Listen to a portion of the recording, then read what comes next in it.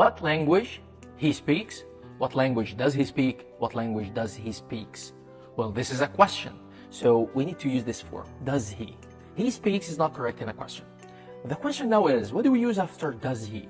Does he speak, the base verb, or speaks, the verb plus s? Listen guys, do, does, did, plus the subject, plus the base verb, then the question mark. This is how we use the helping verbs do, does, did in the question form. And remember, the subject is he, she, Jean, etc. And the base verb is the original verb, like play, not plays or playing, go, not going, study, and so on.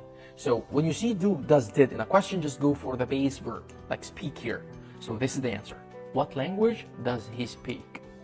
Look at birds in the sky. Those, these. We use those when we look at something far. And we use these when we look at something near.